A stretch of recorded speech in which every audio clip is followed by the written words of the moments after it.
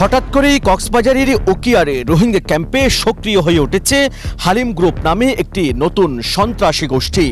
চাঁদাবাজি, অপহরণ আর লুটতরাজে সিদ্ধহস্ত আব্দুল হালিমের সন্ত্রাসী তৎপরতায় অতিষ্ঠ সাধারণ রোহিঙ্গা সহ স্থানীয় বাঙালি বাসিন্দারাও।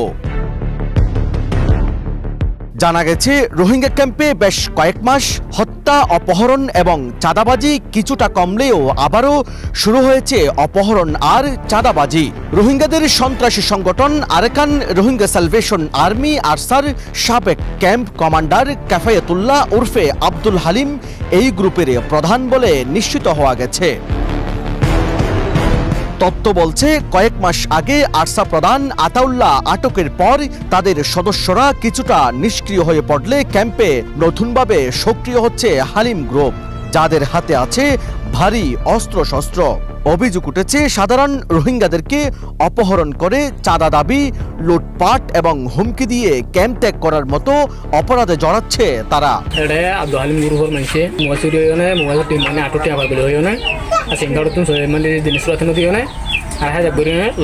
এদিকে সদ্য গঠিত হালিম গ্রুপের বিরুদ্ধে অভিযোগ উঠেছে সাধারণ রোহিঙ্গারা তার গঠিত গ্রুপে যোগ না দিলে বাড়িঘরে হামলা ও দোকানপাটের মালামাল লুট করে নিয়ে যায় তার লোকজন। ভুক্তভোগী কয়েকজন নারী অভিযোগ করেন এখানকার কুতুপালং ক্যাম্প 1 স্টের মাস্টার হামিদের নেতৃত্বে রাতের আধারে হামলা চালিয়ে করা হয় লুটপাট।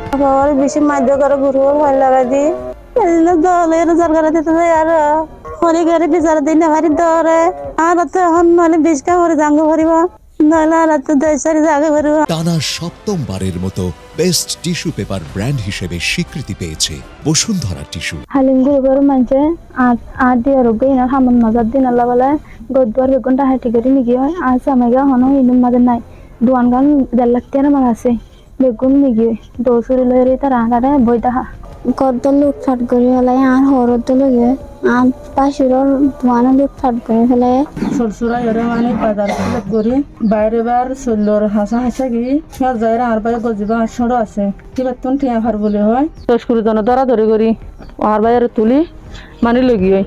রোহিঙ্গা ক্যাম্পে নতুন করে আধিপত্য কায়েম করা সন্ত্রাসী গ্রুপগুলোর দৌরাত্মে স্থানীয় বাঙালি বাসিন্দারাও থাকেন আতঙ্কে। আবার স্থানীয়রা বলছেন এসব সন্ত্রাসী গ্রুপগুলো রোহিঙ্গাদের প্রত্যাবাসনের ক্ষেত্রেও বড় বাধা হয়ে দাঁড়াবে। আমরা যারা স্থানীয়রা ক্যাম্পের মধ্যে বসবাস করে আসছি বা ক্যাম্পের পার্শ্ববর্তী এলাকায় আমরা যাদের বসবাস, তারা বিভিন্ন সময় আমরা আতঙ্কে থাকি। সন্ত্রাসী গ্রুপ যেগুলো রয়েছে তাদেরকে নির্মূল করার জন্য কঠোর অভিযান দরকার। অবশ্য রোহিঙ্গা ক্যাম্পে আইন শৃঙ্খলা রক্ষায় নিয়োজিত এপিবিএন বলছে বেশ কয়েক মাস জুড়ে হত্যাকাণ্ড কিছুটা কমেছে। নতুন করে কেউ সক্রিয় হওয়ার চেষ্টা করলে তাদের বিরুদ্ধে কঠোর পদক্ষেপ নেওয়া হবে। হালিম হোক আর যাই হোক, ক্যাম্পে কোন রকম কোনো ঝামেলা করা যাবে না। গত 6-7 মাস ধরে এখানে মার্ডার বা আইন শৃঙ্খলার অবনতি কোনো ঘটনা নাই। নতুনভাবে গঠিত সন্ত্রাসী গোষ্ঠী হালিম গ্রুপের প্রধান মিয়ানমারে থাকাকালীন দেশটির মংডু জেলার উত্তরাঞ্চলের হেড কমান্ডারের দায়িত্বে ছিলেন। এরপর 2017 সালে বাংলাদেশে আসার পরও আব্দুল হালিম এখানকার 33টি রোহিঙ্গা ক্যাম্পে আরসার হেড কমান্ডারের দায়িত্ব পালন করেন।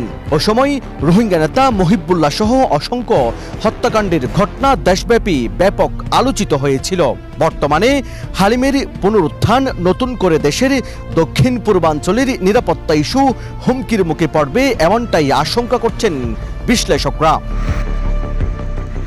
কক্সবাজারের উকিয়া থেকে শামীমুল ইসলাম ফয়সাল, কালের কণ্ঠ।